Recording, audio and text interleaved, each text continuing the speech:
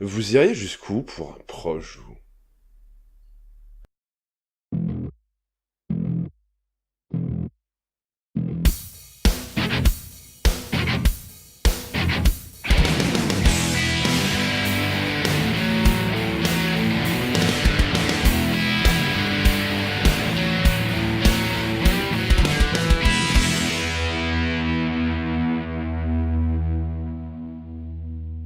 Salut tout le monde. Aujourd'hui on parle de Poupa. Poupa est un manga de Sayaka Moji prépublié dans les comics Earthstar entre mars 2011 et décembre 2013 et compilé en 5 volumes reliés au Japon par Earthstars Entertainment.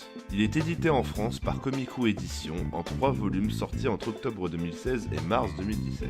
Il a aussi été adapté par Studio Dean en animé diffusé au Japon entre le 10 janvier et le 28 mars 2014. On nous présente Utsutsu Asegawa.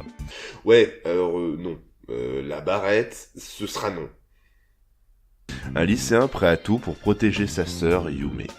Il menait une vie remplie d'un quotidien plutôt banal, jusqu'au jour où, en rentrant de cours, la petite Yume se retrouve transformée en un monstre carnassier à l'appétit insatiable.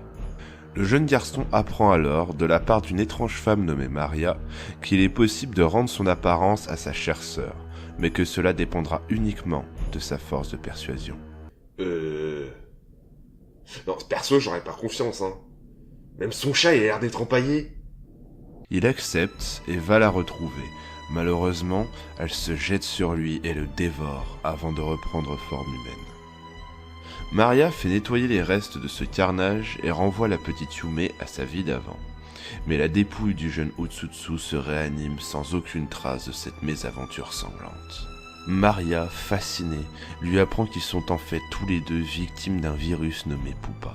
Elle lui dit aussi qu'ils n'ont aucune chance de guérir, mais qu'elle a mis au point un médicament capable d'empêcher la transformation de Yume, mais qui n'est efficace qu'associé à des cellules vivantes.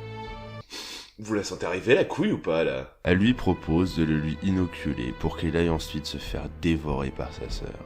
Eh, dis-moi, ça te dirait de devenir un garde-manger ambulant et de te faire bouffer jusqu'à la fin de tes jours? Utsutsu, souhaitant plus que tout protéger sa petite Yume, accepte sans hésiter et se fait donc dévorer jour après jour. Ils m'ont dit que je pouvais être ce que je voulais. J'ai décidé de devenir... un steak! Tout se passe bien. Ouais, enfin, tout est relatif, hein. Jusqu'au jour où une organisation inconnue les enlève pour leur faire subir de sanglantes expérimentations.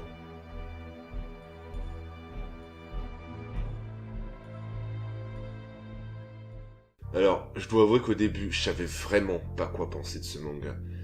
Je pouvais pas nier l'aspect psychologique, mais je trouvais ça tellement maladroit et bancal que ça m'empêchait vraiment d'accrocher. Quand on veut traiter un sujet de ce genre, si un aspect a pas foiré, c'est celui-là. Mais j'ai l'impression que l'auteur a tellement voulu en faire que ça en perd toute crédibilité. Rien que sur le principe de base. Se faire bouffer vivant, ok, mais pourquoi aucune échappatoire n'est envisagée? Il aurait pu y avoir un dialogue, quelques pages sur une éventuelle recherche de solution. Mais là non, rien. Tel quel, ça ressemble juste à ça. Pourquoi? Parce que c'est gore et malsain, ta gueule. Et pour moi, le principal problème vient de là. À cause de cette simplicité sur la base même de l'histoire, on peut pas s'identifier au personnage, et la psychologie tombe complètement à l'eau. Les personnages d'ailleurs, parlons-en. Utsutsu, il est pas crédible 2 secondes. Encore une fois, l'auteur a voulu beaucoup trop en faire. Il en devient carrément chiant par moments. Bon, et puis vint le tome 2. Là, on nous lâche la grappe avec des tartines de pseudo-psychologie complètement indigestes, et on nous montre une histoire qui est au top de la bizarrerie, mais qui est vachement cool. En nous présentant des personnages comme Yu qui nous racontent l'histoire du virus Poupa, et les réelles intentions de Maria. Ou Shiro, le psychopathe qui bat ses gosses et sa femme, mais capable d'aller jusqu'au bout du monde pour sauver son fils.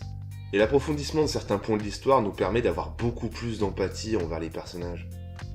En bref, Poupa, c'est un manga gore à souhait, vraiment bancal sur le début, mais qui révèle une certaine saveur une fois les premiers chapitres passés.